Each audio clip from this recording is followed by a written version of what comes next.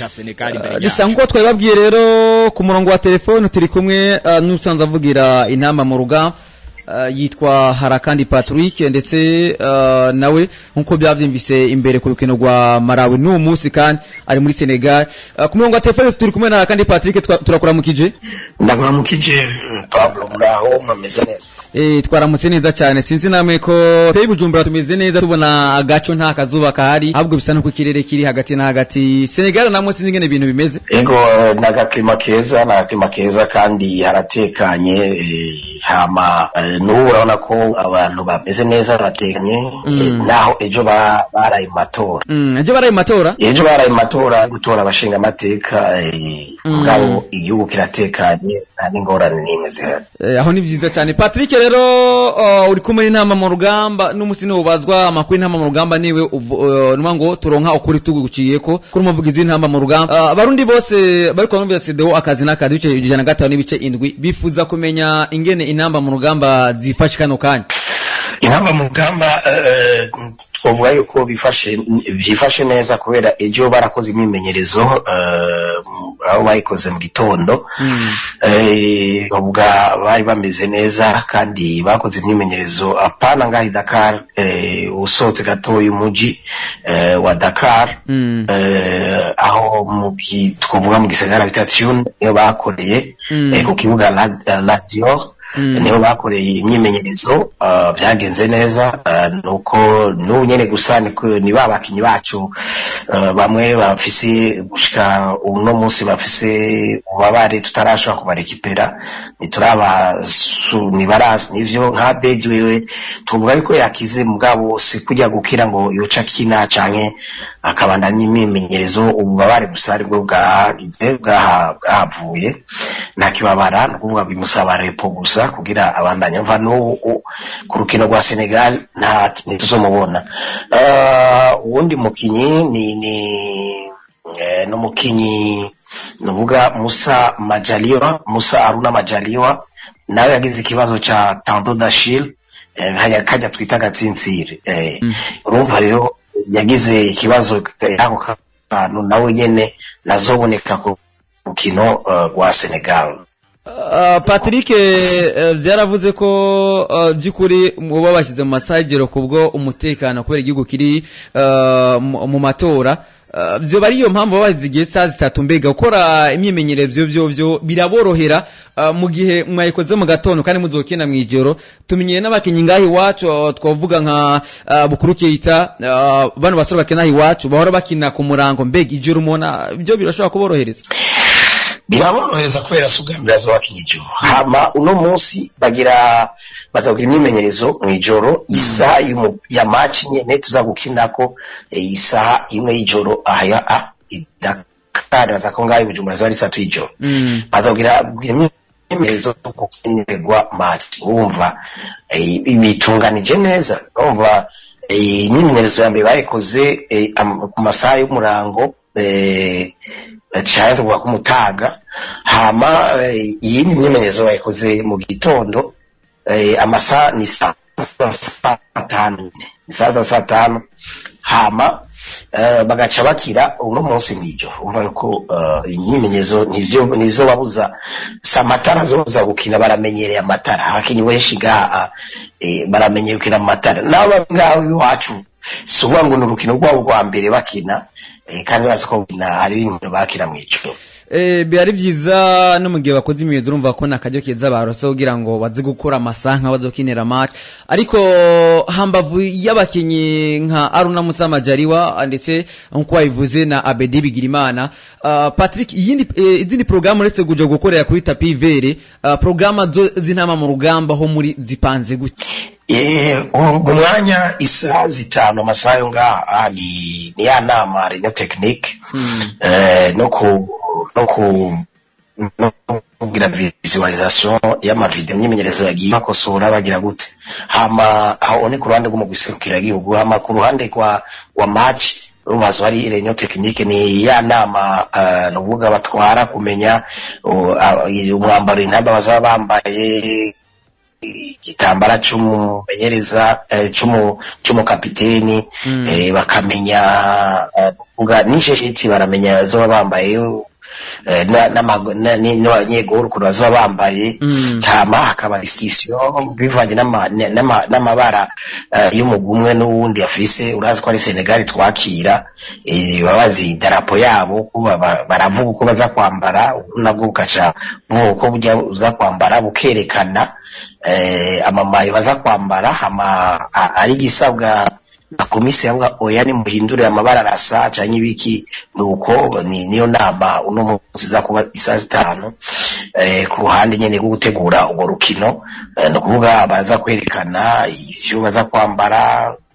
n'igihe baza kugira hajya ko ari bagira eshofuma amashuzi byose numva babitekanije rero nuko babimeze ushima barazana n'umupira w'akarukuntu umupira uza gukinwa bakawuraba bakabona uko kwija amategeko twabonye jo mu masanamu tubona umwuba wasanze arunguye cyangwa mu mupira w'amaguru mu Burundi General Brigade Alexander Muyenge ari mu kibuga katera ama penalty Oria sanzwe amenyereza abanyeza bega abakinyura ijya motivation kuya gushigikira inama mu rugamba abakinyi bwabo bavyakira gute Patrick bararyoherwa kabisa urumva bari kumwe n'umutware nawe nyene ntureka kuryoherwa aho kurinda yuko utuma hageze nk'akantu ubona yuko katameze neza ukarinda kurondera utuma kugira amushikire mukaba muri kumwe mukavugana nta ngorane kandi yavugana n'abakinyi akavugana na staff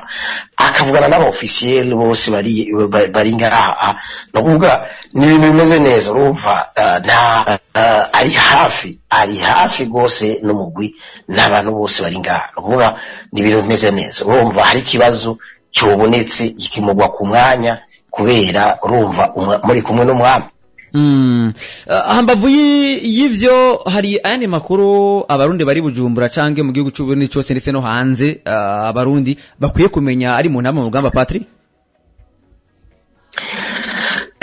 amakuru nuvuga nuko bwambere no kwamenyesha yuko umugwi wifashe neza iyo niyo nkuru ya mbere baba bakeneye kumenya indi nkuru nuko umupira uzoca kuri Canal Plus cyane Canal Plus Sport urumva no kuvuga ko match bazoyikurikirana bazoyiraba hama yindi nkuru nuko biteguye naho muziko ari urukino rutoroshe cyane baba turiteguye tugiye kubera ari match test ukuvuga umumenyera ngo twebwe naco tuko turarondera mugabo n'urukino rwa Senegal ni match test kuba n'igipimo kugira turabe dutegure bizogenda gute uturabuye n'umugwayi abaye tugire duhure n'umugwi wa National Football rero bidufashe kwitegurira no kuja ku ntumbero yacu tuvuga yuko dukeneye qualification ya CAN 2026 na cyane Patrick ko bitoroshe na cyane ko arakajyo keza guhurira gukinira ku kibuga cyaramuye bitaba Sadio Mane Pape Motale Sale Kamara nibaza ko navyo bizobagirira akamaro keza kumva ko bagiye gukinira ahantu Generation Foot sanze iherereye ishuri ry'umupira w'amaguru rikomeye ku mugani wa Afrika ndetse ni Buraya nibaza ko bishobora gushika n'abana y'ugu nabo bakabonwa bifise impact nini kumva ko bagiye gukina kuri kibuga ca Generation Foot kukora icyambere kwanza nka Canal Plus ifiza match urumva ni promotion ya mbere ni nk'isoko no vuga ukora urabwa n'ibihugu vyose ku isi kurabwa n'aba manager bose ku isi umupira ukurabwa n'abantu benshi utazi uno munsi ushobora gufata kuboko rero nakajyo naho nyine nakajyo ni soko ryari ryugurutse na mayigwe rero nukuyerekana ko ushoboye kugira ejo nkusi umuntu akora kuraba ahariye ari yo uca gufasha akagutwara muri ya migwi ikomeye naho urazi ni igihugu novuga yuko kujya babivuze ni Generation Foot novuga ari aba boss b'imigwi ya Ligue 1 bakora kurikirana cyane cyane nk'umugwi wa Metz ufise Generation ngaho iyo Academy Generation Foot muvuga ngaha nayo mayigwe baba bafise ashobora kuvuga igasingo ngo so dutwara mu generation foot kandi ari me birakunda canke ugasanga ubundi mugwaro wose so wako bose butumbera baja muri Metz.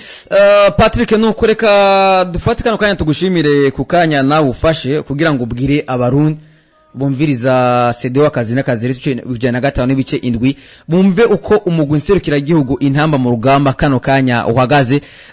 Tubifurize amahirwe muri rusange ariko tunizere ko ku munsi w'ejo bikunze ku munsi wa match jour du match mushobora kuduha umereza w'intamba mu rugamba nabagira akajambo kamwe cyangwa tubiri abwiye abarundi bakumva ko umugwi nserukira gihugu wabo umeze.